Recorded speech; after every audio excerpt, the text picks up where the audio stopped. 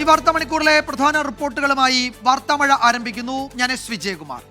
കോൺഗ്രസ് ഒഴിവാക്കിയിട്ടും നിർണായക നയതന്ത്ര ദൗത്യത്തിന്റെ ഭാഗമായി ഡോക്ടർ ശശി തരൂർ എംപിയെ കേന്ദ്ര സർക്കാർ നിയോഗിച്ചു. ഭീകരവാദത്തെ പിന്തുണയ്ക്കുന്ന പാകിസ്ഥാനെ തുറന്നുകാട്ടാൻ അമേരിക്ക, ബ്രിട്ടൻ എന്നീ രാജ്യങ്ങളിലേക്ക് അയക്കുന്ന സംഘത്തെ തരൂർ നയിക്കും. സർക്കാരിന്റെ ക്ഷണം ബഹുമതിയായി കാണുന്നുവെന്ന് ശശി തരൂർ പറഞ്ഞു. കോൺഗ്രസ് കൈമാറിയ പട്ടികയിൽ ശശി തരൂരിന്റെ പേര് ഉൾപ്പെടുത്തിയിരുന്നില്ല. കോൺഗ്രസ് തഴഞ്ഞ ശശി തരൂരിനെ കേന്ദ്ര സർക്കാർ നായകനാക്കിയതാണ് പുതിയ വിവാദം. നയതന്ത്ര മേഖലയിൽ രാജ്യത്തെ ഏറ്റവും തലപ്പൊക്കമുള്ള നേതാവാണ് ശശി തരൂർ. ഐക്യരാഷ്ട്രസഭയിലടക്കം പ്രവർത്തിച്ചുള്ള പരിചയം, വിദേശ രാജ്യങ്ങളിലെ നേതാക്കളുമായുള്ള അടുത്ത ബന്ധം. എന്നാൽ കോൺഗ്രസ് നൽകിയ പട്ടികയിൽ തരൂരിന്റെ പേരില്ല. പട്ടികയിൽ ഇല്ലാതിരുന്ന തരൂരിനെ ആദ്യ സംഘത്തെ നയിക്കാൻ കേന്ദ്ര സർക്കാർ നിയോഗിച്ചു. സംഘത്തെ നയിക്കുന്നവരുടെ പട്ടിക കേന്ദ്ര സർക്കാർ പുറത്തിറക്കിയതിന് പിന്നാലെ നിർദ്ദേശിച്ച പേരുകൾ AICC ജനറൽ സെക്രട്ടറി ജയറാം രമേശും പുറത്തുവിട്ടു. എന്നാൽ പിന്നാലെ കേന്ദ്ര സർക്കാർ തീരുമാനം സ്വാഗതം ചെയ്ത ശശി തരൂരും രംഗത്ത്. സംഘത്തിൽ തന്നെ ഉൾപ്പെടുത്തിയത് ബഹുമതിയെന്ന തരൂർ. രാജ്യ താൽപര്യവുമായി ബന്ധപ്പെട്ട വിഷയങ്ങളിൽ സേവനം ആവശ്യമാണ് എങ്കിൽ പിന്നോട്ടു പോകില്ല എന്നും ശശി തരൂർ വ്യക്തമാക്കി. എന്നാൽ കോൺഗ്രസ് നൽകിയ ലിസ്റ്റ് മറികടന്ന് ശശി തരൂരിനെ പട്ടികയിൽ ഉൾപ്പെടുത്തിയത് പാർട്ടിക്കുള്ളിൽ ആശയക്കുഴപ്പമുണ്ടാക്കിയിട്ടുണ്ട്. വിഷയത്തിൽ കോൺഗ്രസിന്റെ അഭിപ്രായം കേൾക്കണമായിരുന്നുവെന്ന് CPIM രാജ്യസഭാംഗം ഡോക്ടർ ജോൺ ബ്രിട്ടാസ്. കേന്ദ്ര സർക്കാരിന് ഓരോ രാഷ്ട്രീയ പാർട്ടിയും നേരത്തെ തന്നെ വിശ്വാസത്തിലെടുക്കാമായിരുന്നു. അവരോട് അഭിപ്രായം ചോദിക്കാമായിരുന്നു. നിങ്ങളുടെ ഭാഗത്തു നിന്ന് ആരെയൊക്കെയാണ് നിങ്ങൾ അയക്കാൻ ഉദ്ദേശിക്കുന്നത്, അതല്ലെങ്കിൽ ഇന്ന ആൾക്കാരെ അയക്കണമെന്ന് ഞങ്ങൾക്കൊരു അഭിപ്രായമുണ്ട് എന്നുള്ള കാര്യം രാഷ്ട്രീയ പാർട്ടികളോട് പറയുന്നതിൽ തയ്യാറുണ്ടായിരുന്നില്ല. അങ്ങനെയാണ് പലപ്പോഴും കേന്ദ്ര സർക്കാർ പ്രവർത്തിച്ചിട്ടുള്ളത്. അതുകൊണ്ട് തന്നെ കോൺഗ്രസ് പറയുന്നതിൽ കഴമ്പുണ്ട്. നേരത്തെ പ്രധാനമന്ത്രി നരേന്ദ്രമോദിയെ പുകഴ്ത്തിയും കോൺഗ്രസ് നിലപാടിന് വിരുദ്ധമായി കേന്ദ്രാനുകൂല നിലപാട് തരൂർ സ്വീകരിച്ചതും വിവാദമായിരുന്നു. 24 ഡൽഹി. പാകിസ്ഥാൻ സ്പോൺസർ ചെയ്യുന്ന ഭീകരവാദത്തെ തുറന്നുകാട്ടാൻ ലോകരാജ്യങ്ങളിലേക്ക് ഇന്ത്യൻ സംഘങ്ങൾ 7 പ്രതിനിധി സംഘങ്ങളിൽ ഡോക്ടർ ശശി തരൂരിന് പുറമെ കേരളത്തിൽ നിന്ന് T Muhammad Basheer, John Brittas, V Muraleedharan എന്നിവരും ഭാഗമാകും. വ്യാഴാഴ്ച മുതൽ പര്യടനത്തിന് തുടക്കമാകും. ഭീകരതയെ പിന്തുണയ്ക്കുന്ന പാകിസ്ഥാനെക്കുറിച്ചുള്ള ഇന്ത്യയുടെ നിലപാട് അന്താരാഷ്ട്ര സമൂഹത്തിന് വ്യക്തമാക്കുന്നതിനായാണ് നയതന്ത്ര നീക്കം. വിവിധ ഭൂഖണ്ഡങ്ങളിലേക്ക് 8 പേരടങ്ങുന്ന 7 സംഘങ്ങളെയാണ് അയക്കുന്നത്. വിദേശകാര്യ പാർലമെന്ററി പാനലിന്റെ തലവൻ കൂടിയായ ശശി തരൂർ ആദ്യ സംഘത്തെ നയിക്കും. UK, US ദൗത്യ സംഘത്തെയാവും തരൂർ നയിക്കുക. ഗൾഫിലേക്കും ആഫ്രിക്കൻ രാജ്യങ്ങളിലേക്കുമുള്ള സംഘത്തിൽ ടി മുഹമ്മദ് ബഷീർ ഉണ്ടാവുമെന്നാണ് വിവരം. BJPയിൽ നിന്ന് രവിശങ്കർ പ്രസാദ്, ബൈജയന്ത് പാണ്ഡെ എന്നിവരും DMKയിൽ നിന്ന് കനിമൊഴിയും ഓരോ സംഘങ്ങളെ നയിക്കും. JDU നേതാവ് സഞ്ജയ് കുമാർ ഝാ, NCP നേതാവ് സുപ്രിയ സുലെ, ശിവസേന നേതാവ് ശ്രീകാന്ത് ഷിൻഡെ എന്നിവരും ഓരോ സംഘത്തെ വീതം നയിക്കും. കേന്ദ്ര തീരുമാനത്തെ സുപ്രിയ സുലെ സ്വാഗതം ചെയ്തു. MPമാർക്ക് പുറമെ രാഷ്ട്രീയ പ്രമുഖർ, നയതന്ത്ര മേഖലയിൽ പ്രാവീണ്യമുള്ളവർ എന്നിവരും ഓരോ സംഘത്തിലുമുണ്ടാവും. ഐക്യരാഷ്ട്രസഭ രക്ഷാസമിതി അംഗങ്ങളെയും സംഘം കാണും. ഭീകര സംഘടനകളും പാകിസ്ഥാനും തമ്മിലുള്ള ബന്ധത്തിനുള്ള ശക്തമായ തെളിവുകൾ സഹിതമാണ് ലോകരാജ്യങ്ങളിലേക്ക് പ്രതിനിധി സംഘങ്ങൾ എത്താൻ പോകുന്നത്. അന്താരാഷ്ട്ര തലത്തിൽ പാകിസ്ഥാനെ ഒറ്റപ്പെടുത്തുന്നതിനുള്ള ശക്തമായ നടപടിയാണ് ഇന്ത്യയുടേത്. ഡൽഹിയിൽ നിന്നും ശ്രീനാഥ് ചന്ദ്രൻ, 24. ഈ വിഷയത്തിൽ കോൺഗ്രസിന്റെ പ്രതികരണം വരുന്നുണ്ട്. കേന്ദ്രമന്ത്രി കിരൺ റിജിജു ആവശ്യപ്പെട്ടതനുസരിച്ച് 4 പേരുകൾ രാഹുൽ ഗാന്ധി കൈമാറിയെന്നാണ് കോൺഗ്രസ് നേതാക്കൾ പറയുന്നത്. ഇന്നലെ ഉച്ചയ്ക്ക് 12:30ക്കാണ് രാഹുൽ ഗാന്ധി ഈ കത്ത് കേന്ദ്ര സർക്കാരിന് കൈമാറുന്നത്. അതിനുശേഷം എന്താണ് നടന്നത് എന്ന് വ്യക്തമല്ല എന്നാണ് കോൺഗ്രസിന്റെ വിമർശനം. സർക്കാർ രാഷ്ട്രീയം കളിക്കുകയാണെന്നാണ് കോൺഗ്രസ് നേതാക്കൾ പറയുന്നത്. ഇത് പരസ്പര വിശ്വാസത്തിൽ പോകേണ്ട സമയമാണ്. സർക്കാർ നീക്കം ആശ്ചര്യപ്പെടുത്തുന്നു. ശശി തരൂരിനെ ആ പട്ടികയിൽ ഉൾപ്പെടുത്തിയിരുന്നില്ല കോൺഗ്രസ്. അതിന് പുറത്തു നിന്നൊരാളെ കേന്ദ്ര സർക്കാർ കൊണ്ടുവന്നത് ആശ്ചര്യപ്പെടുത്തുന്നു എന്നാണ് കോൺഗ്രസ് നേതൃത്വം അറിയിക്കുന്നത്. ഇക്കാര്യത്തിൽ കോൺഗ്രസിന് വിയോജിപ്പുണ്ട്. അതാണ് നേതാക്കൾ ഇപ്പോൾ പരസ്യമാക്കുന്നത്. രാവൽപിണ്ടിയിലെ നൂർഖാൻ വ്യോമത്താവളം ഇന്ത്യ ആക്രമിച്ചെന്ന് സമ്മതിച്ചു പാകിസ്ഥാൻ. ആക്രമണ വിവരം സൈനിക മേധാവി ജനറൽ അസീം മുനീർ തന്നെ പുലർച്ചെ വിളിച്ചറിയിച്ചുവെന്ന് പാക് പ്രധാനമന്ത്രി ഷഹബാസ് ഷരീഫ് വെളിപ്പെടുത്തി. ഇന്ത്യയുമായി ചർച്ചയ്ക്ക് തയ്യാറാണ് എന്നും ഷഹബാസ് ഷരീഫ് ആവർത്തിച്ചു. മെയ് 10 പുലർച്ചെ 2:30 കരസേനാ മേധാവി അസീം മുനീറിന്റെ ഫോൺ കോൾ ഓപ്പറേഷൻ സിന്ധൂറിനിടെയുണ്ടായ ആക്രമണങ്ങളെക്കുറിച്ച് വ്യക്തമാക്കി. റാവൽപിണ്ടി, നൂർഖാൻ വ്യോമത്താവളം ഉൾപ്പെടെ ഇന്ത്യ ആക്രമിച്ചുവെന്ന വിവരം സൈനിക മേധാവി തന്നെ വിളിച്ചു പറഞ്ഞതായും പാകിസ്ഥാൻ പ്രധാനമന്ത്രി ഷഹബാസ് ഷരീഫ് സ്ഥിരീകരിച്ചു. ചൈനീസ് യുദ്ധവിമാനങ്ങൾക്കെതിരെ ഇന്ത്യ പുത്തനുപകരണങ്ങൾ ഉപയോഗിച്ചു. പാകിസ്ഥാൻ തിരികെ ഉപയോഗിച്ചത് തദ്ദേശീയ സംവിധാനങ്ങൾ മാത്രമാണെന്നും പാക് പ്രധാനമന്ത്രി. 9-10 की दरमियानी रात में तकरीबन 2:30 बजे सिपा सलार जनरल सईद आसिम मुनीर ने मुझे सिक्योर फोन पे मुझे बताया कि वज़ीर-ए-आज़म साहब, हिंदुस्तान ने अपने बैलिस्टिक मिसाइल अभी लॉन्च किए हैं, एक नूर खान एयरपोर्ट पे गिरा है. കഴിഞ്ഞ ദിവസം പാകിസ്ഥാൻ സ്മാരകത്തിൽ നടന്ന പരിപാടിക്കിടെയായിരുന്നു പാക് പ്രധാനമന്ത്രിയുടെ പ്രതികരണം. സമാധാന ചർച്ചകൾക്ക് തയ്യാറാണെന്നും കാശ്മീർ ഉൾപ്പെടെയുള്ള വിഷയങ്ങൾ ചർച്ച ചെയ്ത് പരിഹരിക്കാതെ സമാധാനമുണ്ടാകില്ലെന്നും പാക് പ്രധാനമന്ത്രി വ്യക്തമാക്കിയിരുന്നു. എന്നാൽ പാകിസ്ഥാനുമായുള്ള ചർച്ചകൾ ഭീകരതയെക്കുറിച്ച് മാത്രമായിരിക്കുമെന്നാണ് ഇന്ത്യയുടെ നിലപാട്. വിനീത VG 24 ഡൽഹി. ജമ്മു കാശ്മീരിൽ ഭീകരർക്കായുള്ള തെരച്ചിൽ ഊർജിതമായി തുടരുന്നു. സ്റ്റേറ്റ് ഇൻവെസ്റ്റിഗേഷൻ ഏജൻസിയാണ് വിവിധ ജില്ലകളിൽ പരിശോധന നടത്തുന്നത്. അതേസമയം മുംബൈ വിമാനത്താവളത്തിൽ 2 IS ഭീകരരെ ദേശീയ അന്വേഷണ ഏജൻസി ഇന്ന് പിടികൂടി. പുലർച്ചെയോടെയാണ് ജമ്മു കശ്മീർ പോലീസിന്റെ SIA സംഘം വിവിധ ജില്ലകളിലായി റെയ്ഡ് തുടങ്ങിയത്. ഹന്ദ്വാര, ബാരാമുള്ള, കുപ്വാര എന്നിവിടങ്ങളിലാണ് പരിശോധന. ഭീകരർക്ക് പ്രാദേശികമായി സഹായം നൽകുന്നവരെ കണ്ടെത്താനാണ് സമഗ്രമായ പരിശോധന. കഴിഞ്ഞ ആഴ്ച ജമ്മു കാശ്മീരിലെ തെക്കൻ മേഖലയിൽ 22 ഇടങ്ങളിലും സമാന റെയ്ഡ് നടന്നിരുന്നു.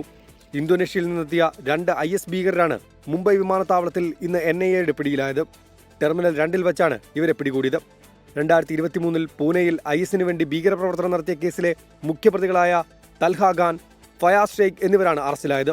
ഫയാസിന്റെ പൂനെയിലെ വാടക വീട്ടിൽ നടത്തിയ പരിശോധനയിൽ വൻ ആയുധശേഖരവും മുംബൈയുടെ മാപ്പടക്കമുള്ള രേഖകളും കണ്ടെത്തിയിരുന്നു. ഈ വീട്ടിൽ വെച്ച് ഭീകരർക്ക് പരിശീലനം നൽകിയതായും കണ്ടെത്തി. കേസിൽ 8 പേർ നേരത്തെ അറസ്റ്റിലായിട്ടുണ്ട്. കേസിൽ NIA നേരത്തെ കുറ്റപത്രം സമർപ്പിച്ചതാണ്. 24 ഡൽഹി. മറ്റു ചില പ്രധാന വാർത്തകൾ കൂടി പരിശോധിക്കാം. CPM സംസ്ഥാന കമ്മിറ്റി അംഗവും മുൻ MLA-യുമായ A. പ്രദീപ് കുമാർ മുഖ്യമന്ത്രിയുടെ പ്രൈവറ്റ് സെക്രട്ടറിയാകും. നിയമന ഉത്തരവ് ഉടൻ പുറത്തിറങ്ങും. KK രാഗേഷ് CPM കണ്ണൂർ ജില്ലാ സെക്രട്ടറിയായ ഒഴിവിലാണ് ഈ നിയമനം. ഏൽപ്പിച്ച ചുമതല നന്നായി ചെയ്യാൻ ശ്രമിക്കുമെന്നാണ് A. പ്രദീപ് കുമാറിന്റെ പ്രതികരണം. ഇപ്പോൾ ഈ ഒരു ഉത്തരവാദിത്വം ഏൽപ്പിച്ചിരിക്കുന്നു. അതിൻ്റെ തീരുമാനം ഉണ്ടായിരുന്നു. അത് ഒഫീഷ്യലി ഉത്തരവായി വന്നതാണ് ഇപ്പോൾ നിങ്ങൾക്ക് ലഭിച്ചത്.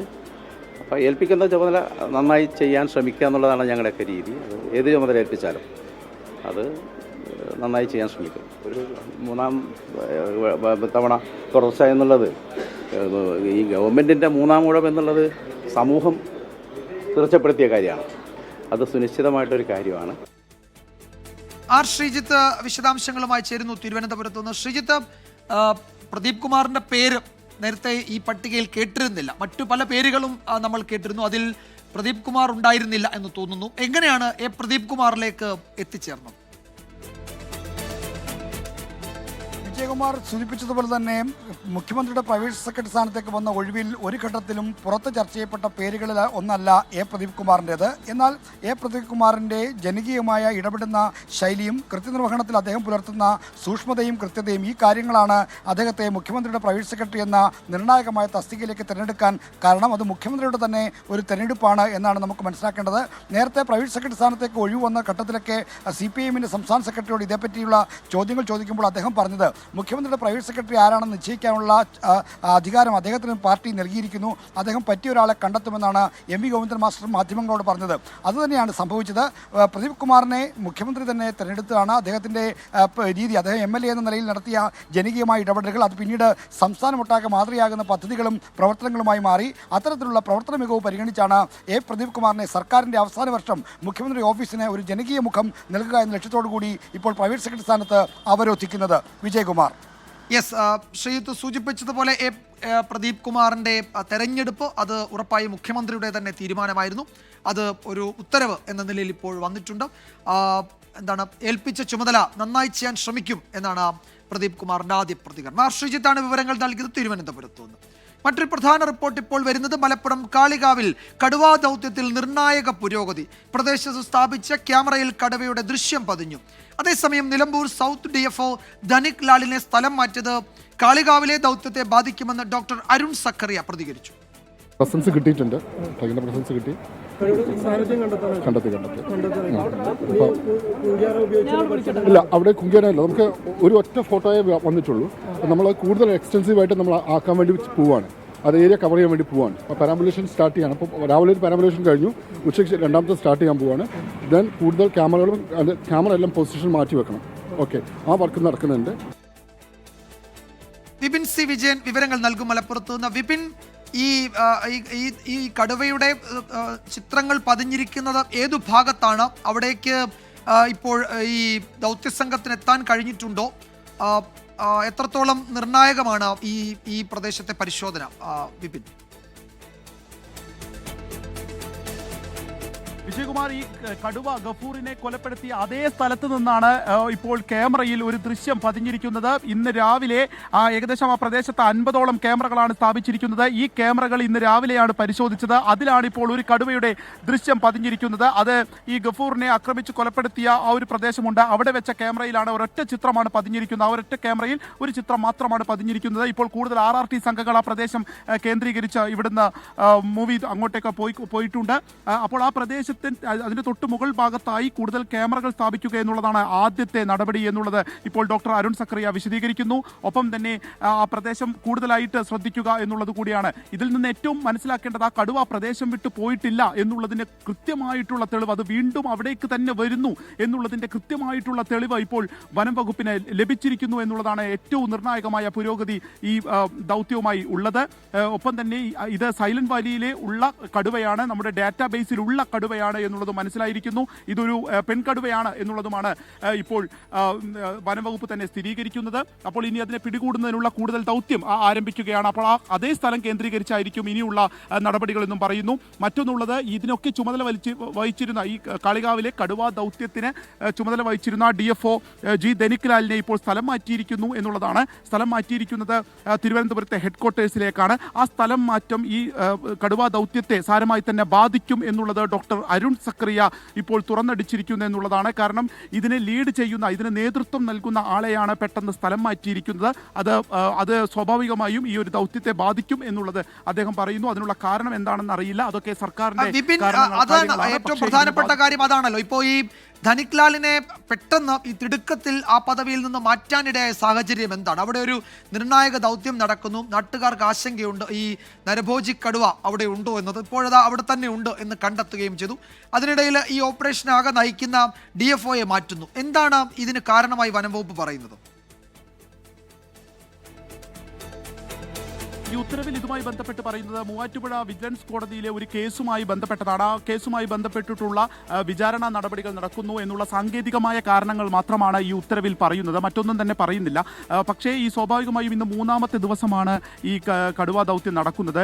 ഈ കടുവയെ സംബന്ധിച്ച്, ആളുകളെ സംബന്ധിച്ച് അത്രത്തോളം ഒരു പരിഭ്രാന്തിയായി നിൽക്കുന്ന സമയമാണ്. ഇതിനൊക്കെ നേതൃത്വം നൽകുന്ന DFOയെയാണ് പെട്ടെന്ന് സ്ഥലം മാറ്റുമ്പോൾ അത് ആളുകൾക്കിടയിലുള്ള ആശങ്ക ഉണ്ടാക്കുന്നുണ്ട് എന്നുള്ളത് ഒരു കാര്യം തന്നെയാണ്. അത് തന്നെയാണ് ഇപ്പോൾ ഡോക്ടർ അരുൺ സക്കറിയയും പറഞ്ഞു വയ്ക്കുന്നത്. ഇനി പകരം ഇപ്പോൾ ACF K രാഗേഷിന് ചുമതല നൽകിയിരിക്കുന്നു. ഇതിൽ ഈ ഒരു ദൗത്യത്തിനിടയിൽ എന്തുകൊണ്ട് ഇങ്ങനെ ഒരു തീരുമാനം എന്നുള്ളതിൽ ഈ വനം വകുപ്പാണ് കൃത്യമായിട്ടുള്ള ഒരു മറുപടി പറയേണ്ടത്. വനം മന്ത്രിയാണ് ഇതുമായി ബന്ധപ്പെട്ട് പറയേണ്ടത്. ഇപ്പോൾ AP അനിൽകുമാർ ഈ സ്ഥലത്തെത്തുകയും അദ്ദേഹം പറഞ്ഞത് ഒരു നാഥനില്ലാത്ത അവസ്ഥ ഈ ഒരു മിഷന് ഉണ്ടാകരുത് എന്നുള്ളതാണ്. മറ്റുള്ളതൊക്കെ സർക്കാരിന്റെ കാര്യങ്ങളാണ്, ഭരണപരമായ കാര്യങ്ങളാണ്. പക്ഷെ ഒരു നാഥനില്ലാത്ത അവസ്ഥ പാടില്ല, അതുണ്ടാകാൻ അനുവദിക്കില്ല. കാരണം അത്രത്തോളം ജാഗ്രത വേണ്ട ഒരു സമയത്ത് എടുക്കുന്ന തീരുമാനങ്ങൾ വളരെ നിർണായകമാണ്.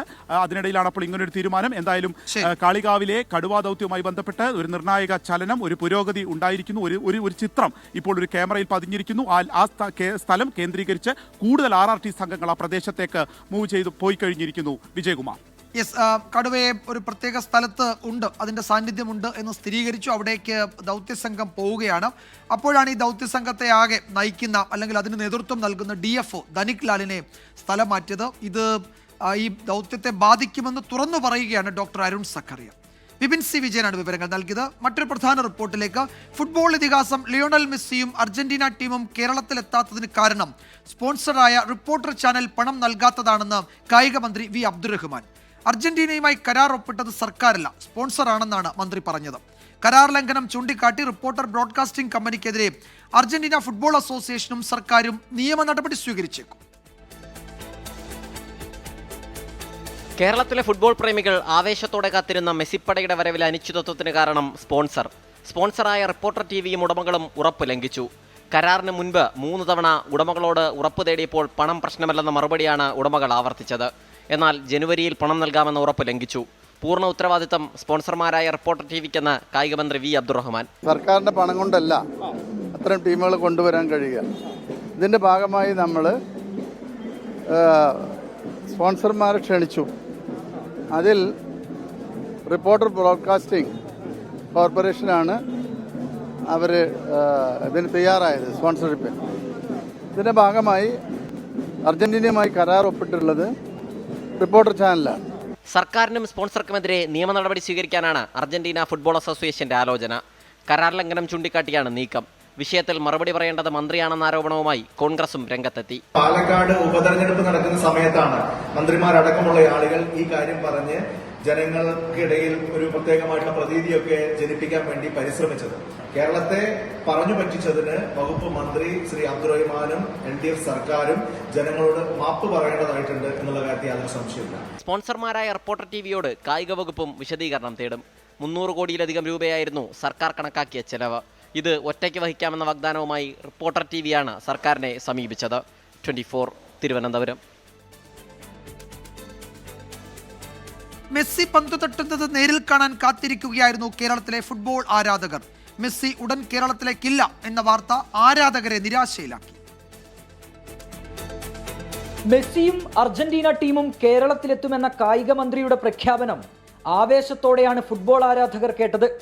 എന്നാൽ മെസ്സി ഉടൻ കേരളത്തിലേക്കില്ലെന്ന റിപ്പോർട്ടുകൾ വന്നതോടെ ആവേശം നിരാശയ്ക്ക് വഴിമാറി. മെസ്സി എന്നൊരു വ്യക്തി കേരളത്തിലേക്ക് എത്താന്ന് പറയുമ്പോൾ കേരളം വീണ്ടും ലോക രാജ്യങ്ങൾക്ക് മുന്നിൽ തലയുയർത്തി നിൽക്കുന്നൊരു സാഹചര്യം ഉണ്ടാവേണ്ടതായിരുന്നു. ഇത്തരം സാഹചര്യങ്ങളിൽ മെസ്സിയെ പോലുള്ള അർജന്റീന പോലുള്ള ടീം വരുന്ന സമയത്ത് എല്ലാ സന്നാഹങ്ങളും ഒരുക്കി അത്രയധികം ഓക്കെ ആണെന്നുണ്ടെങ്കിൽ മാത്രം ഇത്തരം കാര്യങ്ങൾ പ്രഖ്യാപിക്കാൻ പാടുള്ളൂ. അതായത് കാള ഒരു മുന്നേ കയറെടുക്കാവുന്ന സംവിധാനമാണ് ഇപ്പോൾ അതിൽ കണ്ടിട്ടുള്ളത്.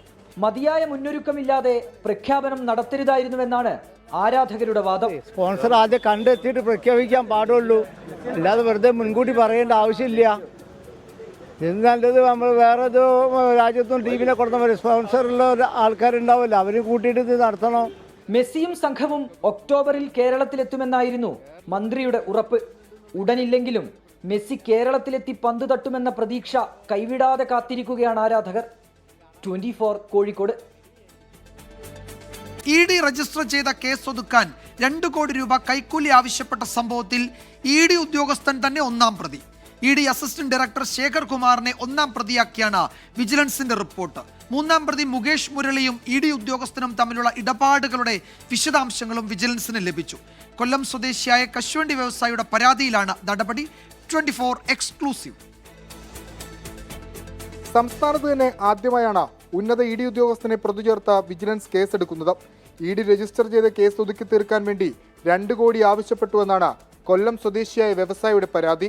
അഡ്വാൻസ് തുകയായി 2 ലക്ഷം രൂപ കൈപ്പറ്റാൻ ശ്രമിക്കുന്നതിനിടയിലാണ് തമ്മന സ്വദേശി വിൽസനും രാജസ്ഥാൻ സ്വദേശി മുകേഷും പിടിയിലായത്. ഇവരെ ചോദ്യം ചെയ്തതിൽ നിന്നാണ് ED ഉദ്യോഗസ്ഥന്റെ പേര് പുറത്തു വന്നത്. ED ഉദ്യോഗസ്ഥനും വിൽസനും ചേർന്ന് ഗൂഢാലോചന നടത്തി പണം തട്ടാൻ ശ്രമിച്ചുവെന്നാണ് വിജിലൻസ് കണ്ടെത്തൽ. ഫർദർ അറസ്റ്റ് കൂടി ഉണ്ടായിട്ടുണ്ട് എന്നുകൊണ്ട് പറയാം. ഞങ്ങൾ ഒരിപ്പോൾ സമയം തരാം. ഞങ്ങൾക്ക് ഫർദർ അറസ്റ്റ് ഉണ്ടായിട്ടുണ്ട്. ഞങ്ങൾ അന്വേഷിച്ചുകൊണ്ടിരിക്കുകയാണ്. ഒരാളെ ഇപ്പോൾ അറസ്റ്റ് ചെയ്തിട്ടുണ്ട്. അത് ഡീറ്റെയിൽസ് പറയാം. പിടിയിലായ മുകേഷ് മുരളി മുൻപും ഹവാല കേസിൽ പ്രതിയായിട്ടുണ്ട്.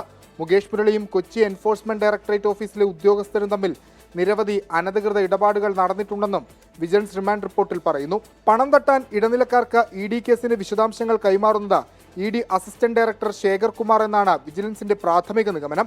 പിടിയിലായ പ്രതികളുടെ മൊഴിക്ക് പുറമെ കൂടുതൽ തെളിവുകൾ സമാഹരിച്ച ശേഷം ED ഉദ്യോഗസ്ഥന്റെ അറസ്റ്റിലേക്ക് കടന്നാൽ മതിയെന്നാണ് വിലയിരുത്തൽ. തിരുവനന്തപുരം സ്വദേശിയായ ചാർട്ടേഡ് അക്കൗണ്ടന്റ് രഞ്ജിത്തിനെയും കേസിൽ അറസ്റ്റ് ചെയ്തിട്ടുണ്ട്. തട്ടിപ്പിന് പിന്നിൽ വൻ സംഘം പ്രവർത്തിക്കുന്നുണ്ടെന്നാണ് വിവരം. വിഷ്ണു സുരേഷ്, 24 കൊച്ചി. ഇതിൽ പറയുന്നത് ED ഉദ്യോഗസ്ഥന്റെ പങ്ക് വിശദമായി അന്വേഷിക്കുകയാണ് എന്ന് വിജിലൻസ് SP S ശശിധരൻ വ്യക്തമാക്കുന്നുണ്ട്. പരാതിക്കാരന്റെയും പിടിയിലായ പ്രതികളുടെയും മൊഴികൾ പരിഗണിച്ച് ആണ് റിമാൻഡ് റിപ്പോർട്ട് തയ്യാറാക്കിയത്. അതിലാണ് നേരത്തെ വന്ന ഈ പരാമർശങ്ങളൊക്കെ ഉള്ളത്. അപ്പോൾ സൈബർ തെളിവുകൾ സമാഹരിക്കുകയാണ്. വിശദമായ അന്വേഷണം തന്നെ ഇക്കാര്യത്തിൽ നടത്തും എന്നാണ് വിജിലൻസ് SP ഇപ്പോൾ അറിയിച്ചിരിക്കുന്നത്. മറ്റ് റിപ്പോർട്ടുകളിലേക്ക്. സമ്പൂർണ്ണ പുനഃസംഘടനയ്ക്കൊരുങ്ങി KPCC. പുതുതായി നിയമിച്ചവർ ഒഴികെയുള്ള മുഴുവൻ KPCC DCC ഭാരവാഹികളെ മാറ്റി പുതിയ ഭാരവാഹികളെ നിയമിക്കാനാണ് നീക്കം. 2 മാസത്തിനുള്ളിൽ പുനഃസംഘടനാ നടപടികൾ പൂർത്തിയാക്കും. KPCC നേതൃമാറ്റത്തെ തുടർന്നുണ്ടായ എതിർപ്പ് തൽക്കാലം പരിഗണിക്കേണ്ടെന്നാണ് AICC തീരുമാനം. പുതിയ ഭാരവാഹികളെ നിയമിക്കാൻ KPCC നേതൃത്വത്തിന് അനുമതി നൽകി. KPCC ജനറൽ സെക്രട്ടറിമാരെയും KPCC സെക്രട്ടറിമാരെയും തീരുമാനിക്കും. നിയമനത്തിൽ ഗ്രൂപ്പുകളെയും പരിഗണിക്കാനാണ് ആലോചന. ജനറൽ സെക്രട്ടറിമാരായി തങ്ങളുടെ നോമിനിമാരെ നിയമിക്കാൻ പ്രധാന നേതാക്കൾ ഇപ്പോഴേ സമ്മർദ്ദം ആരംഭിച്ചു. DCCയിലും അടിമുടി മാറ്റമാണ് വരുന്നത്. 4 ജില്ലകളൊഴികെ മുഴുവനിടത്തും പുതിയ അധ്യക്ഷന്മാർ വരും. കൂടുതൽ ചെറുപ്പക്കാരെ പരിഗണിക്കാനാണ് ആലോചന. DCC ഭാരവാഹികളെ അപ്പാടെ മാറ്റും. 2 മാസത്തിനുള്ളിൽ തന്നെ പുനഃസംഘടന പൂർത്തിയാക്കാനാണ് ശ്രമം. ഇതിനിടയിലുണ്ടാകുന്ന എതിർപ്പുകളെ എങ്ങനെ മറികടക്കുമെന്നാണ് ഇപ്പോഴത്തെ ആലോചന. തദ്ദേശ തെരഞ്ഞെടുപ്പിൽ ഒരുങ്ങുമ്പോൾ പൂർണ്ണസജ്ജമായ പുതിയ ടീം എന്നുള്ളതാണ് KPCC ലക്ഷ്യമിടുന്നത്. സലിം മാലിക്, 24, തിരുവനന്തപുരം.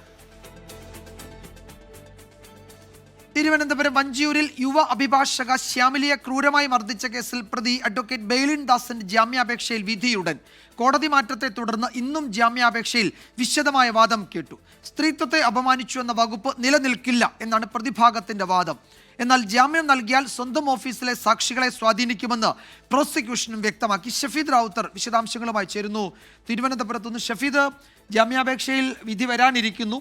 പ്രതിഭാഗവും പ്രോസിക്യൂഷനും എന്തൊക്കെ കാര്യങ്ങൾ ഇന്ന് കോടതിയിൽ പറഞ്ഞു? വിജയകുമാർ, ഉച്ചയ്ക്ക് ശേഷം ജാമ്യാപേക്ഷയിൽ നമ്മൾ വിധി പ്രതീക്ഷിക്കുന്നുണ്ട്. ഇന്നും വിശദമായ വാദം ഇന്ന് കോടതി കേട്ടിരുന്നതിൽ ഏറ്റവും പ്രധാനപ്പെട്ട കാര്യം, ഈ ജാമ്യാപേക്ഷ ഇന്നലെ പരിഗണിച്ചത് 11ാം കോടതി, തിരുവനന്തപുരം മജിസ്ട്രേറ്റ് 11ാം കോടതിയായിരുന്നുവെങ്കിൽ ഇന്ന് മജിസ്ട്രേറ്റ് അവധിയായതിനാൽ 12ാം കോടതിയിലേക്ക് ട്രാൻസ്ഫർ ചെയ്തിരുന്നു. അതിൻ്റെ അടിസ്ഥാനത്തിലാണ് ഇന്നും വിശദമായ വാദം കേട്ടത്. പ്രധാനമായും പ്രോസിക്യൂഷൻ ഈ വിഷയത്തിൽ ജാമ്യത്തെ ശക്തമായി ഇന്നും എതിർത്തു. ബെയിലിന് ജാമ്യം നൽകുന്നത് തെറ്റായ സന്ദേശം നൽകും എന്നുള്ളതായിരുന്നു പ്രോസിക്യൂഷൻ്റെ പ്രധാന വാദം. ഈ ഇരയുടെ രഹസ്യമൊഴി അടക്കമുള്ള കാര്യങ്ങൾ ശേഖരിച്ചിട്ടില്ല, അതുകൊണ്ട് ജാമ്യം ഇപ്പോൾ നൽകുന്നത് ശരിയാണോ എന്ന് കോടതി പരിഗണിക്കണം എന്നുള്ള കാര്യം കൂടി പ്രോസിക്യൂഷൻ അറിയിച്ചിരുന്നു. അതേസമയം ബെയിലിൻ്റെ മെഡിക്കൽ പരിശോധനാ റിപ്പോർട്ടാണ് ഇന്നും പ്രതിഭാഗം കോടതിയിൽ ഉയർത്തിയത്. പ്രതിക്കും മർദ്ദനമേറ്റുന്ന പ്രതിഭാഗം ആവർത്തിച്ചു. ബെയിലിൻ്റെ നെറ്റിക്കും കണ്ണിലും മുറിവേറ്റു, വെറുതെ ഉണ്ടായ മുറിവല്ല അതെന്നും പ്രതിഭാഗം കോടതിയിൽ അറിയിച്ചു. ഇന്ന് BNSലെ 74ാം വകുപ്പിലാണ് പ്രധാനമായും വാദം നടന്നത്. സ്ത്രീത്വത്തെ അപമാനിക്കൽ കുറ്റം നിലനിൽക്കില്ല എന്ന് പ്രതിഭാഗം കോടതിയിൽ ശക്തമായി ഇന്ന് ആവർത്തിച്ചു. മാത്രമല്ല, പ്രതിക്ക് ഏതെങ്കിലും തരത്തിൽ ആ രീതിയിലുള്ള ഇന്റൻഷൻ ഉണ്ടായിരുന്നില്ല, അതുകൊണ്ട് സ്ത്രീത്വത്തെ അപമാനിച്ചു എന്നുള്ള ജാമ്യമില്ലാ കുറ്റം അത് നിലനിൽക്കില്ല എന്ന് പ്രതിഭാഗം ഉയർത്തി. എന്നാൽ ജാമ്യമില്ലാ കുറ്റം ഒരെണ്ണം മാത്രമാണെന്നും അതുകൊണ്ട് പ്രതിക്ക് ഇനിയും ജാമ്യം തടഞ്ഞുവെക്കുന്നത് അത് ശരിയായ രീതിയല്ല എന്നുള്ള കാര്യം കൂടി പ്രതിഭാഗം കൂട്ടിച്ചേർത്തിരുന്നു. അന്വേഷണം പ്രാഥമിക ഘട്ടത്തിലാണെന്നും ജാമ്യം നൽകിയാൽ പ്രതി സാക്ഷികളെ സ്വാധീനിക്കും, കാരണം സാക്ഷികൾ ഈ പ്രതിയുടെ ജീവനക്കാരാണ് എന്നുള്ള കാര്യം കൂടി ഇന്ന് പ്രതിഭാഗം കോടതിയിൽ ഉയർത്തിയെന്നാൽ ഈ കേസിൻ്റെ പ്രത്യേക സ്വഭാവം പരിഗണിച്ചുകൊണ്ട് പ്രതിക്ക് ജാമ്യം നൽകരുതെന്ന് പറഞ്ഞ് പ്രോസിക്യൂഷൻ അവസാനിപ്പിക്കുകയും ചെയ്തു. അങ്ങനെയാണ് ഇന്ന് ഉച്ചയ്ക്ക് ശേഷം വിധി പറയുന്നതിലേക്ക് കോടതി മാറ്റിയത്. ബാർ അസോസിയേഷനെതിരെ കടുത്ത വിമർശനവുമായി ഇന്ന് ഇവരുടെ, അതായത് മർദ്ദനമേറ്റ അഭിഭാഷകരുടെ വാട്സപ്പ് ഗ്രൂപ്പിൽ ചില വിമർശനങ്ങൾ ഉന്നയിച്ചിരുന്നു. അതിൻ്റെ ശബ്ദരേഖയും ഇന്ന് പുറത്തു വന്നിട്ടുണ്ട്. വിജയകുമാർ. ഷഫീദ് റാവുത്തറാണ് വിവരങ്ങൾ നൽകിയത്. ജാമ്യാപേക്ഷയിൽ ഉച്ചയ്ക്ക് ശേഷം വിധിയുണ്ടാകും എന്നാണ് ഞങ്ങളുടെ തിരുവനന്തപുരം ബ്യൂറോ റിപ്പോർട്ട് ചെയ്യുന്നത്. കാസർഗോഡ് എണ്ണപ്പാറയിലെ 17-കാരിയുടെ തിരോധാന കേസിൽ വഴിത്തിരിവ്. പെൺകുട്ടിയെ ലൈംഗികമായി പീഡിപ്പിച്ചു കൊലപ്പെടുത്തിയ പ്രതി 15 വർഷത്തിന് ശേഷം പിടിയിലായി. പാണത്തൂർ സ്വദേശി ബിജു പൗലോസ് ആണ് പിടിയിലായത്. കാസർഗോഡ് കടപ്പുറത്ത് ഉപേക്ഷിച്ച മൃതദേഹം DNA പരിശോധനയിലൂടെയാണ് തിരിച്ചറിഞ്ഞത്. ഇന്നലെ രാത്രിയാണ് കുടകിലെ ജോലിസ്ഥലത്ത് വെച്ച് ബിജു പൗലോസിനെ ക്രൈംബ്രാഞ്ച് കസ്റ്റഡിയിലെടുത്തത്. പെൺകുട്ടിയെ പീഡിപ്പിച്ച് കൊലപ്പെടുത്തിയെന്ന് ഇയാൾ അന്വേഷണ സംഘത്തോട് സമ്മതിച്ചു. 2011 സെപ്റ്റംബറിൽ കാസർഗോഡ് കടപ്പുറത്ത് നിന്ന് ലഭിച്ച അജ്ഞാത മൃതദേഹഭാഗങ്ങൾ DNA പരിശോധന നടത്തിയതാണ് കേസിൽ നിർണായകമായത്. ഇതിനൊപ്പം ലഭിച്ച പാദസരം പെൺകുട്ടി ഉപയോഗിച്ചതാണെന്ന് ബന്ധുവായ യുവതി സ്ഥിരീകരിച്ചു. ഇതോടെയാണ് മുൻപ് ബേക്കൽ ഡിവൈഎസ്പിയുടെ അന്വേഷണത്തിൽ പ്രതിപ്പട്ടികയിലുണ്ടായിരുന്ന ബിജു പൗലോസിലേക്ക് ക്രൈംബ്രാഞ്ചിനെയും എത്തിച്ചത്. നേരത്തെ നടത്തിയ അന്വേഷണത്തിൽ mobile phone tower location Biju പൗലോസിന് എതിരായിരുന്നു. എന്നാൽ മൊഴിയിലെ വൈരുദ്ധ്യം കാരണം ഇയാളെ അറസ്റ്റ് ചെയ്തില്ല. കുടുംബം ഹൈക്കോടതിയെ സമീപിച്ചതും കേസിൽ ദളിത് സംഘടനയായ കേരള പട്ടിക ജനസമാജം നടത്തിയ ഇടപെടലും നിർണായകമായി. മൈനറായിട്ടുള്ള ഒരു ആദിവാസി പെൺകുട്ടിയെ കാണാതായിട്ട് അന്വേഷണം എവിടെയും എത്താത്തൊരു സാഹചര്യത്തിലാണ് ഈ കേസ് കോടതി ഇടപെട്ടിട്ട് സംസ്ഥാന ക്രൈംബ്രാഞ്ചിന് കൊടുത്തിട്ടുള്ളത്. എന്തായാലും കേസിൽ ചെറിയ പ്രതീക്ഷയ്ക്ക് വകവെക്കുന്ന രീതിയിൽ പ്രതി അറസ്റ്റ് ചെയ്യപ്പെട്ടിട്ടുണ്ട്. ബിജു പൗലോസ് പെൺകുട്ടിയുടെ മൃതദേഹമൊഴുക്കിയ ചിത്താരിപ്പുഴയിലും മടിയനിലെയും വടകരമുക്കിലെയും വാടക ക്വാർട്ടേഴ്സിനും അന്വേഷണ സംഘം പ്രതിയുമായി തെളിവെടുപ്പ് നടത്തി. പെൺകുട്ടിയെ തട്ടിക്കൊണ്ടുവന്നതും പീഡിപ്പിച്ചതും ഇയാൾ ഒറ്റയ്ക്കല്ലെന്ന നിഗമനത്തിലാണ് അന്വേഷണ സംഘം. അരുൺ പാറക്കൽ, 24, കാസർഗോഡ്. ഈ വിഷയത്തിൽ ഇപ്പോൾ IGP പ്രകാശൻ മാധ്യമങ്ങളെ കാണുകയാണ്. പെൺകുട്ടിയെ തൻ്റെ വഴയിലാക്കിയിരുന്നു. അപ്പോൾ +1 +2 പഠിക്കുമ്പോഴേക്ക് ഒരു ഫോണൊക്കെ വാങ്ങിച്ചു കൊടുത്തിട്ട് നിരന്തരം ഫോണിൽ ബന്ധങ്ങളുണ്ടായിരുന്നു. +2 കഴിയുമ്പോഴേക്ക് ഇവർ കോഴ്സിൽ ജോയിൻ ചെയ്തു. 2 മാസം കോഴ്സ് പ്രജീഷ് ബ്രീഫ് ചെയ്തു. എവിടെ ജോയിൻ ചെയ്തെന്നുള്ള കാര്യങ്ങൾ പറയാം. +2 ശേഷം ഒരു കമ്പ്യൂട്ടർ കോഴ്സിനേക്കായിട്ട് 2 മാസത്തേക്ക് ജോയിൻ ചെയ്യുകയാണ് കാഞ്ഞങ്ങാട്. അപ്പോൾ അത് ആ ഒരു കാഞ്ഞങ്ങാട് വരണം എന്നൊരു കാര്യം ബജു പലോസ് പറഞ്ഞ പ്രകാരം തന്നെയാണ് കാഞ്ഞങ്ങാടേക്ക് അവൾ വരാനുള്ളൊരു സാഹചര്യം ഒരുക്കുന്നത്. അപ്പോൾ അതിനുശേഷം 2 മാസത്തിന് ശേഷം ഒരു NTDCൻ്റെ നഴ്സറി ട്രെയിനിങ് ടീച്ചേഴ്സിൻ്റെ കോഴ്സിലേക്ക് ചേരുന്നു. അപ്പോൾ അവിടെ ചേരുമ്പോഴും അവളോട് കാഞ്ഞങ്ങാട് നിൽക്കാനുള്ള രീതിയിൽ സംവിധാനം ബജു പോലീസ് ഏർപ്പാടാക്കുന്നു. അവളോട് അങ്ങനെ ഒരു കരുത്താൻ ഹോസ്റ്റൽ എന്നുള്ള ഇതിലാണ് അമ്മ വന്നിട്ടാണ് അവിടെ ചേർക്കുന്നത്.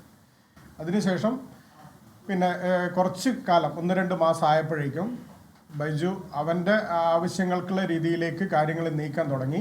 അങ്ങനെ ഒരു ഹോസ്റ്റല് വേറൊരു ഗോവിന്ദൻസ് ഹോസ്റ്റൽ എന്ന് പറയുന്നത് ഒരു വീടായിട്ടുള്ളതാണ്. വീട് അവൻ തന്നെ എഗ്രിമെൻ്റ് പ്രകാരം അതിൻ്റെ ഓണർ എടുക്കുന്ന വാടകയ്ക്ക് എടുക്കുകയും അവിടത്തേക്ക്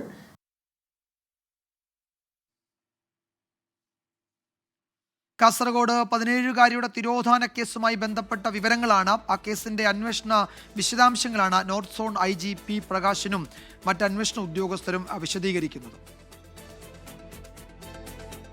മറ്റ് പ്രധാന റിപ്പോർട്ടുകളിലേക്ക്. കണ്ണൂർ കടന്നപ്പള്ളിയിൽ കോൺഗ്രസ് ഓഫീസിന് നേരെ ആക്രമണം. പുത്തൂർകുന്നിലെ ഓഫീസിന്റെ ജനൽ ചില്ലുകളും കൊടിമരവും തകർത്തു. ആക്രമണത്തിന് പിന്നിൽ CPIM എന്ന് കോൺഗ്രസ് ആരോപിക്കുന്നു.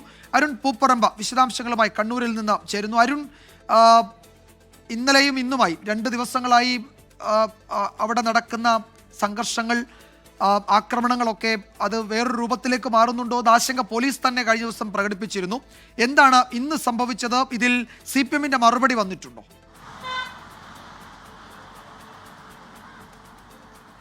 വിജയകുമാർ, ഇന്നലെ ഉച്ചയ്ക്ക് ശേഷം കണ്ണൂർ ജില്ലയിൽ എവിടെയും അക്രമ സംഭവങ്ങൾ റിപ്പോർട്ട് ചെയ്തിരുന്നില്ല. പക്ഷേ ഒടുവിലായി ലഭിക്കുന്ന വിവരമനുസരിച്ച് ഇപ്പോൾ കടന്നപ്പള്ളി പുത്തൂർ കുന്ന് booth committee, Congress booth committee ഓഫീസിന് നേരെയാണ് ആക്രമണം ഉണ്ടായിരിക്കുന്നത്. ആ ഓഫീസിൻ്റെ ജനൽ ചില്ലുകളും അതോടൊപ്പം തന്നെ ഓഫീസിന് മുന്നിലുണ്ടായിരുന്ന കൊടിമരവും തകർത്തിട്ടുണ്ട്. ഈ ആക്രമണത്തിന് പിന്നിൽ CPM പ്രവർത്തകരാണ് എന്നതാണ് ഇപ്പോൾ കോൺഗ്രസ് ആരോപിക്കുന്നത്. പരിയാരം പോലീസ് ഇതിൽ കേസെടുത്ത് അന്വേഷണം എന്തായാലും ആരംഭിച്ചിട്ടുണ്ട്. സമീപത്തെ CCTV ദൃശ്യങ്ങൾ ഉൾപ്പെടെ പോലീസ് പരിശോധിച്ച് വരികയാണ്. ഇതിനു മുമ്പ് 3 തവണ CPM പ്രവർത്തകർ ഈ ഓഫീസ് ആക്രമിച്ചു എന്നതാണ് എന്തായാലും കോൺഗ്രസ് ആരോപിക്കുന്നത്. വിജയകുമാർ സൂചിപ്പിച്ചതുപോലെ തന്നെ ഈ മലപ്പട്ടത്തെ സംഘർഷവുമായി ബന്ധപ്പെട്ടും അതോടൊപ്പം തന്നെ ഈ പ്രകോപന മുദ്രാവാക്യത്തെ തുടർന്നുണ്ടായ പ്രശ്നങ്ങൾ, അതായത് അക്രമ സംഭവങ്ങൾ ജില്ലയിലാകെ വ്യാപിക്കാതിരിക്കുന്നതിന് വേണ്ടിയിട്ടുള്ള ജാഗ്രതയാണ് പോലീസ് സ്വീകരിച്ചു വരുന്നത്.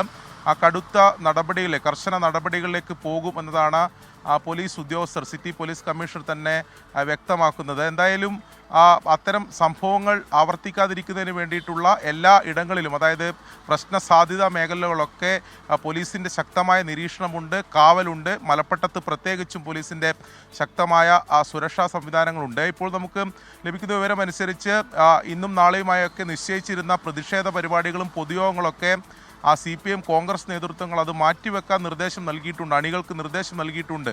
പ്രത്യേകിച്ച് പ്രാദേശികമായൊക്കെ പ്രതിഷേധ പരിപാടികളൊക്കെ സംഘടിപ്പിക്കുന്നതിന് വേണ്ടി ഇന്നലെ CPMും അതോടൊപ്പം തന്നെ കോൺഗ്രസും ആഹ്വാനം ചെയ്തിരുന്നു. അതൊക്കെ തൽക്കാലത്തേക്ക് മാറ്റിവെക്കുന്നതിന് വേണ്ടിയിട്ടുള്ള ഒരു നിർദ്ദേശം നൽകിയിട്ടുണ്ട് എന്നാണ് മനസ്സിലാക്കുന്നത്. എന്തായാലും സമാധാന അന്തരീക്ഷം കണ്ണൂരിൽ ഉണ്ടാക്കുന്നതിന് വേണ്ടിയിട്ടുള്ള ശ്രമങ്ങളാണ് പോലീസ് സ്വീകരിക്കുന്നത്. പക്ഷേ ഇത്തരം സംഭവങ്ങൾ പ്രാദേശികമായി നടക്കുന്നുണ്ട് എന്നത്, അത് ആവർത്തിക്കുന്നു എന്നത് ആശങ്കാജനകമാണ്. ശരി, അരുൺ പൂപ്പറമ്പയാണ് വിവരങ്ങൾ നൽകിയത്. മലപ്പട്ടത്തു നിന്ന് തുടങ്ങി കണ്ണൂർ ജില്ലയുടെ വിവിധ ഭാഗങ്ങളിൽ ഇത്തരം അക്രമ സംഭവങ്ങൾ നടക്കുന്നു, അല്ലെങ്കിൽ ഈ ദിവസങ്ങളിൽ ഉണ്ടായി എന്നത് പോലീസിനും ആശങ്കയുണ്ടാക്കുന്നുണ്ട്. അതുകൊണ്ട് അണികൾ ഇത്തരം പ്രവർത്തനങ്ങളിൽ ഏർപ്പെടരുത് എന്ന് നേതൃത്വം അപ്പോൾ ആവശ്യപ്പെടുന്നുണ്ട്, താഴെത്തട്ടിലേക്ക് നിർദ്ദേശം കൊടുക്കുന്നുണ്ട് എന്നാണ് ഞങ്ങളുടെ കണ്ണൂർ ബ്യൂറോ റിപ്പോർട്ട് ചെയ്യുന്നത്. കൊഴുപ്പ് നീക്കൽ ശസ്ത്രക്രിയയെ തുടർന്ന് യുവതിക്ക് കൈവിരലുകൾ നഷ്ടമായതിൽ ആരോപണ വിധേയരായ തിരുവനന്തപുരം കഴക്കൂട്ടത്തെ കോസ്മെറ്റിക് ആശുപത്രിയെ വെള്ളപൂശി മെഡിക്കൽ വിദഗ്ധ സമിതി. യുവതി ഗുരുതരാവസ്ഥയിലായത് ശസ്ത്രക്രിയാ പിഴവിനെ തുടർന്നെന്ന് പറയാനാകില്ല എന്നാണ് സമിതിയുടെ അന്വേഷണ റിപ്പോർട്ട്. റിപ്പോർട്ടിന്റെ പകർപ്പ് 24 ലഭിച്ചു. വിദഗ്ധ ഡോക്ടർമാരടങ്ങിയ 9 അംഗ സംഘം നടത്തിയ അന്വേഷണ റിപ്പോർട്ടിൽ യുവതി ഗുരുതരാവസ്ഥയിലായതിന്റെ കാരണം വ്യക്തമല്ല. BP കുറഞ്ഞപ്പോൾ രക്തസമ്മർദ്ദം കൂട്ടാൻ സാധാരണ നൽകാറുള്ള അഡ്രിനാലിൻ, വാസോപ്രസിൻ, ഡോപ്പമൈൻ മരുന്നുകൾ നൽകി. ഇത് കാലിലേക്കും കൈയിലേക്കുമുള്ള രക്തയോട്ടം കുറയ്ക്കാൻ ഇടയാക്കിയെന്നും രക്തക്കൊള്ളികൾക്ക് ക്ഷതം സംഭവിച്ചിരിക്കാമെന്നും റിപ്പോർട്ടിൽ പറയുന്നു. എന്നാൽ കോസ്മെറ്റിക് ആശുപത്രിയിൽ നടന്ന ശസ്ത്രക്രിയയുമായി ബന്ധപ്പെട്ട് റിപ്പോർട്ടിൽ മറ്റു വിവരങ്ങളില്ല. ആശുപത്രിയിൽ മതിയായ അടിസ്ഥാന സൗകര്യങ്ങൾ ഉണ്ടോ എന്ന കാര്യത്തിലും മെഡിക്കൽ സംഘം മൗനം പാലിച്ചു. 3 ലക്ഷം രൂപയാണ് ശസ്ത്രക്രിയയ്ക്കായി കോസ്മെറ്റിക് ആശുപത്രിയിൽ നീതു നൽകിയത്. എന്നാൽ അതുണ്ടാക്കിയ ആരോഗ്യ പ്രശ്നങ്ങൾ പരിഹരിക്കാൻ ഇതുവരെ 25 ലക്ഷത്തോളം ചെലവായി. സംഭവത്തിൽ അന്വേഷണം നടത്താൻ ആരോഗ്യവകുപ്പ് അഡീഷണൽ വിജിലൻസ് ഡയറക്ടർക്ക് നിർദ്ദേശം നൽകിയിട്ടുണ്ട്. 24 തിരുവനന്തപുരം. കൊഴുപ്പ് നീക്കൽ ശസ്ത്രക്രിയയ്ക്ക് വിധേയനായ കൊല്ലം കൊട്ടാരക്കര സ്വദേശി അമൃതരാജിന്റെ മരണത്തിൽ പുനരന്വേഷണം ആവശ്യപ്പെട്ട് ബന്ധുക്കൾ. ശസ്ത്രക്രിയയ്ക്ക് ശേഷം നീതു എന്ന യുവതിക്ക് വിരലുകൾ നഷ്ടമായതിൽ ആരോപണം നേരിടുന്ന അതേ ക്ലിനിക്കിലായിരുന്നു അമൃതരാജിന്റെയും ശസ്ത്രക്രിയ. കോസ്മെറ്റിക് ആശുപത്രിക്കെതിരെ ഗുരുതര ആരോപണങ്ങളാണ് അമൃതരാജിന്റെ കുടുംബം ഉന്നയിക്കുന്നത്. 24 എക്സ്ക്ലൂസീവ്.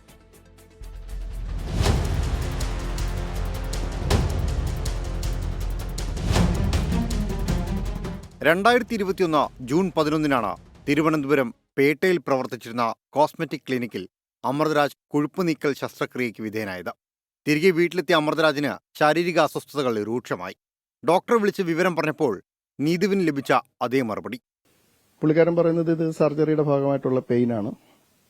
അപ്പോൾ ആ പെയിൻ കുറച്ചൊക്കെ സഹിക്കണം, ഉപ്പിട്ട കഞ്ഞോളം കുടിച്ചാൽ മതി, അപ്പോൾ ഈ പ്രശ്നം കുറേയൊക്കെ അങ്ങ് മാറും. അപ്പോൾ പറഞ്ഞു വയറ് പെരുകുന്നുണ്ട്, അത് ഗ്യാസിന്റെ, അതൊരു ഗ്യാസ് ട്രബിൾ അതിന്റെ മെഡിസിൻ മേടിച്ച് ലോക്കൽ മെഡിക്കൽ സ്റ്റോറിൽ നിന്ന് മേടിച്ച് കഴിച്ചാൽ മതി. വീണ്ടും ആശുപത്രിയിലെത്തിയ അമൃതരാജിനെ ആശുപത്രി അധികൃതർ തന്നെ മറ്റൊരാശുപത്രിയിൽ പ്രവേശിപ്പിച്ചുവെങ്കിലും 19 മരിച്ചു. കൊഴുപ്പ് നീക്കൽ ശസ്ത്രക്രിയയിലെ പിഴവും നിലവാരമില്ലാത്ത ആശുപത്രിയിലെ ചികിത്സയുമാണ് മരണകാരണമെന്ന സഹോദരൻ അശോക് കുമാർ. ICU എന്ന് പറയുന്നത് നമ്മുടെ കോൺസെപ്റ്റിലുള്ള ഒരു ICU ഉണ്ടല്ലോ, വലിയ ഇപ്പോഴത്തെ ലേറ്റസ്റ്റ് ടെക്നോളജി ഒക്കെ വെച്ചിട്ടുള്ളത്. ഇതൊരു കാർഡ്ബോർഡാണോ അല്ലെങ്കിൽ എനിക്ക് തോന്നുന്നു ഡോമെട്രി പോലൊരു സാധനം. 2021 മരിച്ച അമൃതരാജിന്റെ മെഡിക്കൽ റിപ്പോർട്ട് പുറത്തുവന്നത് 3 വർഷത്തിന് ശേഷം. കാര്യമായ അന്വേഷണം നടത്താതെ കേസ് ഒതുക്കുകയായിരുന്നു പോലീസിന് താല്പര്യമെന്നും കുടുംബം പറയുന്നു. ഡോക്ടർ പറഞ്ഞു കുഴപ്പമില്ല, ആദ്യമൊക്കെ വേദന കാണുമെന്ന് പറഞ്ഞു, വെള്ളം മാത്രം കുടിച്ചുകൊണ്ട് കിടന്നതായിരുന്നു. ഡോക്ടറുടെ ഉന്നത ബന്ധങ്ങളും IMAയുടെ ഇടപെടലുമാണ് കാരണമെന്നാണ് ആക്ഷേപം. മറ്റൊരാൾ കൂടി ബലിയാടായ സാഹചര്യത്തിൽ കേസിൽ പുനരന്വേഷണം ആവശ്യപ്പെടുകയാണ് അമൃതരാജിന്റെ കുടുംബം. നിയമ നടപടികളുമായി മുന്നോട്ടു പോകാൻ തന്നെയാണ് കുടുംബത്തിന്റെ തീരുമാനം. ഒപ്പം IMAയ്ക്കെതിരെ ഗുരുതരമായ ആരോപണങ്ങളും ഇവർ ഉന്നയിക്കുകയാണ്. തങ്ങളുടെ സഹോദരൻ മരണപ്പെട്ടു, നീതുവിനെങ്കിലും നീതി കിട്ടണമെന്നാണ് കുടുംബം പറയുന്നത്. ക്യാമറമാൻ അരുൺ സാറിനൊപ്പം സുജിത് സുരേന്ദ്രൻ, 24 കൊട്ടാരക്കര. മുതിർന്ന നേതാവ് ജി സുധാകരനെ ചൊല്ലിയുള്ള വിവാദം CPM-നുള്ളിൽ തുടരുകയാണ്. തപാൽ വോട്ട് തിരുത്തൽ പരാമർശത്തിൽ കേസെടുത്തതിന് പിന്നാലെ ജി സുധാകരനെ വിമർശിച്ച് H. സലാം MLA രംഗത്തെത്തി. അനാവശ്യം പറയുമ്പോൾ പ്രതികരിക്കാത്തത് ഭാഷ അറിയാത്തത് കൊണ്ടല്ല എന്നാണ് H. സലാമിന്റെ രൂക്ഷ വിമർശനം. കുഞ്ചൻ നമ്പ്യാർ സ്മാരക നിർമ്മാണത്തെ സംബന്ധിച്ച് കഴിഞ്ഞ ബുധനാഴ്ച നടന്ന പരിപാടിയിൽ ജി സുധാകരൻ വിമർശിച്ചിരുന്നു. ഇതിന് മറുപടി എന്ന നിലയിലാണ് MLA H. സലാമിന്റെ FB പോസ്റ്റ്.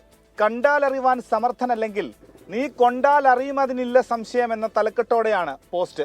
അനാവശ്യങ്ങൾ പറയുമ്പോൾ പ്രതികരിക്കാത്തത് ഭാഷ വശമില്ലാത്തത് കൊണ്ടോ പറയാൻ അറിയാത്തത് കൊണ്ടോ അല്ല. പ്രസ്താവനകൾ സർക്കാരിനെ അപമാനിക്കാൻ ലക്ഷ്യം വെച്ചുള്ളത്. അവശേഷിക്കുന്ന ബഹുമാനം ഇനിയും കളഞ്ഞു കുളിക്കരുതെന്നും പോസ്റ്റിൽ വിമർശനം. അതേസമയം തപാൽ വോട്ട് തിരുത്തിയെന്ന വിവാദ പ്രസംഗത്തിൽ ജി സുധാകരനെതിരെ രജിസ്റ്റർ ചെയ്ത കേസിൽ ആലപ്പുഴ സൗത്ത് പോലീസ് ഇന്ന് ജി സുധാകരനെ മൊഴി രേഖപ്പെടുത്തും. ബൂത്ത് പിടിച്ചെടുത്തത് മുതൽ വ്യാജരേഖ ചമച്ചത് വരെയുള്ള വകുപ്പുകൾ ചുമത്തിയാണ് FIR ഉള്ളത്. പോലീസ് തിടുക്കത്തിൽ നടപടികളിലേക്ക് കടന്നതിൽ അസ്വസ്ഥനാണ് ജി സുധാകരൻ. നിയമോപദേശം ലഭിച്ച് മിനിറ്റുകൾക്കകം FIR പുറത്തുവന്നു. ഇതിൽ ഉന്നതതല ഇടപെടൽ ഉണ്ടായതായി ജി സുധാകരനുമായി അടുത്ത വൃത്തങ്ങൾ കരുതുന്നു. പ്രശ്നം സജീവമായി തുടരുമ്പോഴും പാർട്ടി നേതാക്കളാരും സുധാകരനെ ബന്ധപ്പെട്ടിട്ടില്ല. ജി സുധാകരനെതിരെ കേസെടുത്തത് സംസ്ഥാനത്തെ മുഖ്യ തെരഞ്ഞെടുപ്പ് ഓഫീസർ കേന്ദ്ര തെരഞ്ഞെടുപ്പ് കമ്മീഷനെ അറിയിച്ചു. സുധാകരനെതിരായ കേസിന്റെ പുരോഗതി അറിയിക്കാൻ ആലപ്പുഴ കളക്ടർക്കും നിർദ്ദേശം നൽകിയിട്ടുണ്ട്. 24 ആലപ്പുഴ. എറണാകുളം നെടുമ്പാശ്ശേരിയിൽ ഐവിൻ ജിജോയെ കാറിടിപ്പിച്ച് കൊലപ്പെടുത്തിയ CISF ഉദ്യോഗസ്ഥരെ സർവീസിൽ നിന്ന് നീക്കാൻ നടപടി തുടങ്ങി. പ്രതികളുടെ കൂടുതൽ വിവരങ്ങൾ ആവശ്യപ്പെട്ട് പോലീസ് CISFന് കത്തു നൽകും. സംഭവ സ്ഥലത്തു നിന്ന് പ്രതിയായ മോഹൻകുമാറിന് രക്ഷപ്പെടാൻ അവസരം നൽകിയത് CISF ഉദ്യോഗസ്ഥനാണ് എന്ന് പോലീസിന് വിവരം ലഭിച്ചിട്ടുണ്ട്. പിരിച്ചുവിടൽ നടപടി ഉടൻ ആരംഭിക്കാനാണ് നിലവിലെ നിർദ്ദേശം. ഇന്നലെ നെടുമ്പാശ്ശേരിയിലെത്തിയ CISF DIG ഉദ്യോഗസ്ഥരുമായി കൂടിക്കാഴ്ച നടത്തി. നിലവിലെ അന്വേഷണവുമായി ബന്ധപ്പെട്ട് CISF AIG കേരളത്തിൽ തുടരുകയാണ്. പ്രതികളായ CISF ഉദ്യോഗസ്ഥരുടെ പശ്ചാത്തലം വിശദമായി പരിശോധിക്കാൻ പോലീസ് കത്തു നൽകും. കൊലപാതകത്തിനു പിന്നാലെ സംഭവസ്ഥലത്തു നിന്ന് പ്രതിയായ മോഹൻകുമാറിന് രക്ഷപ്പെടാൻ മറ്റൊരു CISF ഇൻസ്പെക്ടർ സഹായം നൽകി എന്ന വിവരം പോലീസ് അന്വേഷിക്കുന്നുണ്ട്. ഇയാളാണ് അപകട വിവരം മറച്ചുവെച്ച് മോഹൻകുമാറിനോട് പിറ്റേ ദിവസം ഡ്യൂട്ടിക്ക് കയറാൻ നിർദ്ദേശം നൽകിയത്. ഗൂഢാലോചന തെളിഞ്ഞാൽ മൂന്നാമത്തെ ഉദ്യോഗസ്ഥനെയും കേസിൽ പ്രതിയാക്കും. ആരോപണ വിധേയനായ ഉദ്യോഗസ്ഥന്റെ ഫ്ളാറ്റിലെത്തി മടങ്ങുമ്പോഴാണ് ഐവിൻ ജിജോയെ പ്രതികൾ കൊലപ്പെടുത്തിയതെന്ന് പോലീസ് സ്ഥിരീകരിക്കുന്നുണ്ട്. പ്രതികൾക്കെതിരെ പരമാവധി തെളിവുകൾ ശേഖരിച്ച ശേഷം കസ്റ്റഡി അപേക്ഷ നൽകിയാൽ മതിയെന്നാണ് പോലീസിന്റെ നിലപാട്. 24 കൊച്ചി. കേസിലെ പ്രതികളായ CISF ഉദ്യോഗസ്ഥരെ സർവീസിൽ നിന്ന് പിരിച്ചുവിടണമെന്ന് കൊല്ലപ്പെട്ട ഐവിൻ ജിജോയുടെ കുടുംബം. മകന്റെ കൊലപാതകത്തിന് ശേഷം നാട്ടിൽ തുടരാൻ തന്നെ ഭയമാകുന്നു എന്ന് അമ്മ റിൻസി 24നോട് പറഞ്ഞു.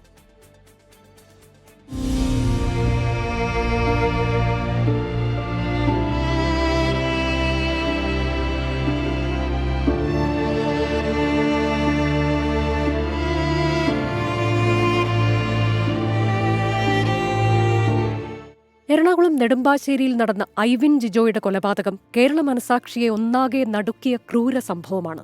നിയമം പാലിക്കേണ്ടവർ തന്നെ നിയമലംഘകരും കൊലപാതകികളുമാകുന്നു.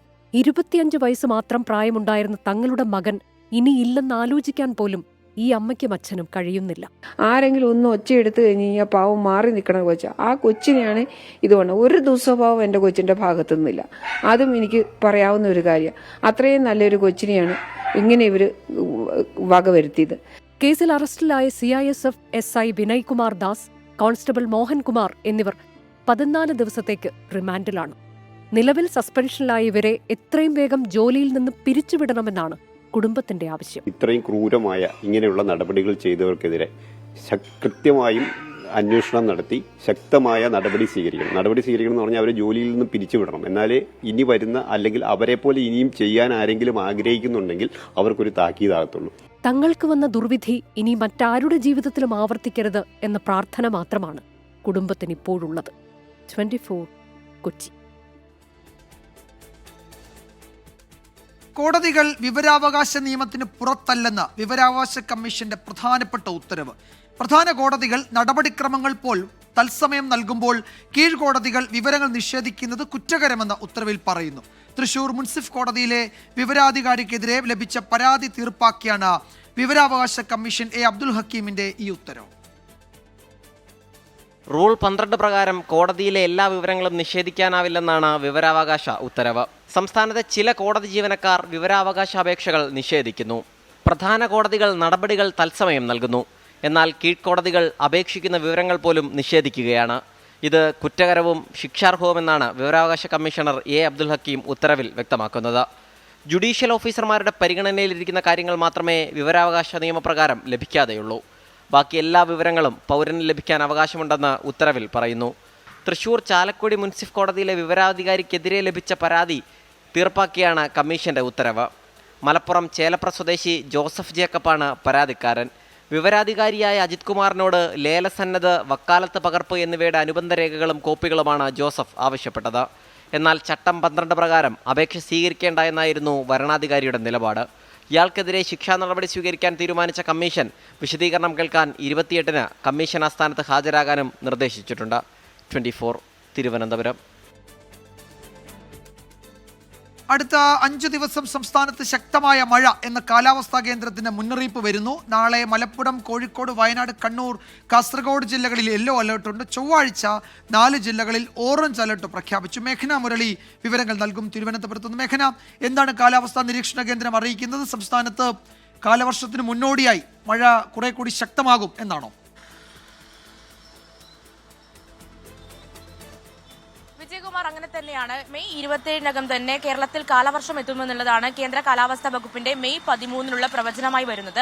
അതിനുശേഷം ഈ കാലവർഷം എത്തുന്നതിന് മുന്നോടിയായാണ് വീണ്ടും വരുന്ന 5 ദിവസം മഴ ശക്തമാകുമെന്നുള്ളൊരു മുന്നറിയിപ്പ് ലഭിക്കുന്നത്. അതിൽ പ്രധാനമായും വടക്കൻ ജില്ലകളിൽ ഓറഞ്ച് അലർട്ട് വരുന്ന 20-ാം തീയതി ചൊവ്വാഴ്ച ഓറഞ്ച് അലർട്ടാണ് പ്രഖ്യാപിച്ചിരിക്കുന്നത്.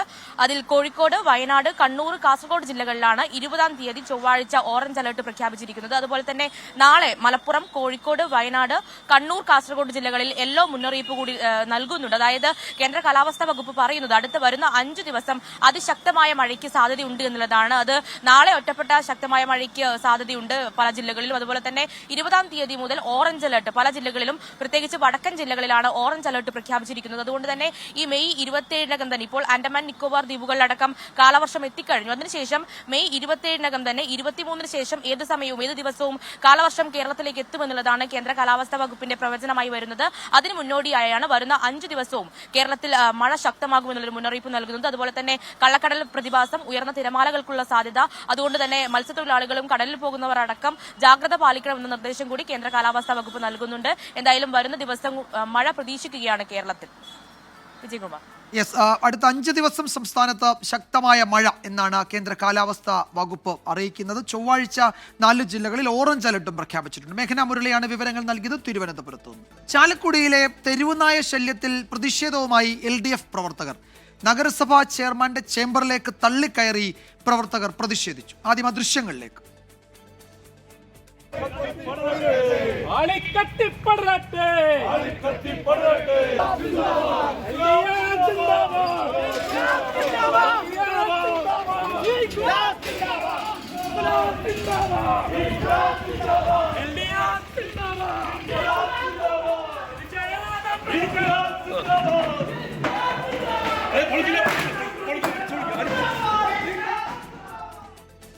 സുരേഷ് സജി വിവരങ്ങൾ നൽകും തൃശ്ശൂരിൽ നിന്നും. സൂരജ്, എന്താണ് അവിടുത്തെ പ്രതിഷേധത്തിന് കാരണം? കഴിഞ്ഞ ദിവസങ്ങളിൽ അവിടെ തെരുവുനായ ആക്രമണത്തിൽ നിരവധി പേർക്ക് പരിക്കേറ്റ വാർത്ത ഉൾപ്പെടെ നമ്മൾ നൽകിയിരുന്നു. അതിനൊരു പരിഹാരം കാണണമെന്ന് അവർ ആവശ്യപ്പെടുന്നുണ്ട്. എന്തെങ്കിലും ഉറപ്പ് നഗരസഭയ്ക്ക് നൽകാനുണ്ടോ?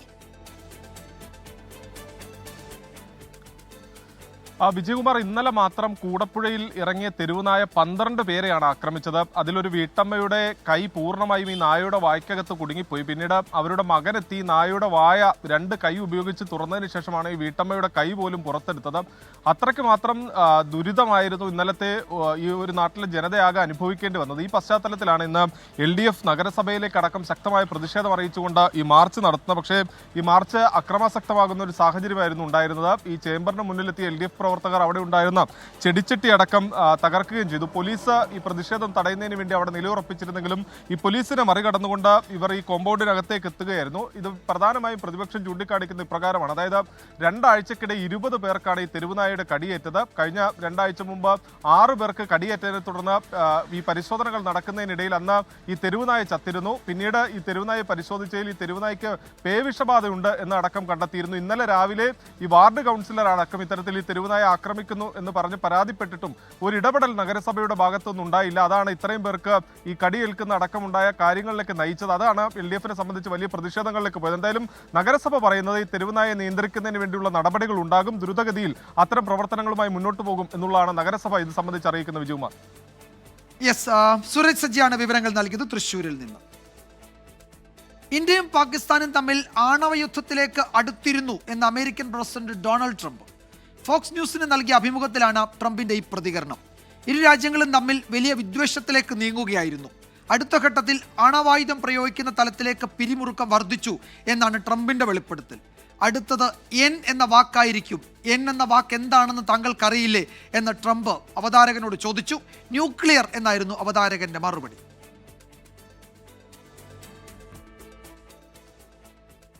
കണ്ണൂരിലെ വിസ്മയ അമ്യൂസ്മെന്റ് പാർക്കിൽ പുതിയ ലാൻഡ് റൈഡ് തുടങ്ങി. ഹിമാചൽ ബുൾ റൈഡാണ് പുതുതായി ആരംഭിച്ചത്. Vismaya amusement park chairman PV Gopinath ഉദ്ഘാടനം ചെയ്തു. കഴിഞ്ഞ 2 മാസത്തിനുള്ളിൽ 3 പുതിയ റൈഡുകളാണ് പാർക്കിൽ ഒരുക്കിയത്. നിരവധി ലാൻഡ് വാട്ടർ റൈഡുകൾക്കൊപ്പം സ്പെഷ്യൽ ഇവന്റുകളും ഫണ്ട് ഷോകളും സന്ദർശകർക്കായി ഒരുക്കിയിട്ടുണ്ട്. പ്രത്യേക ഗ്രൂപ്പ് ഓഫറുകളും സന്ദർശകർക്കായി ഒരുക്കിയെന്ന് മാനേജ്മെന്റ് അറിയിച്ചു.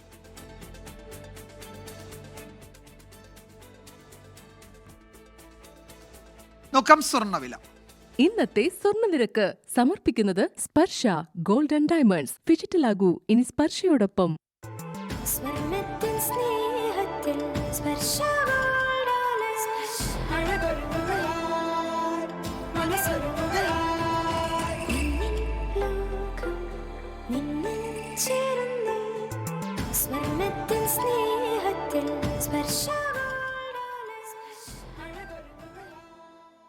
കാലാവസ്ഥ റിപ്പോർട്ട്.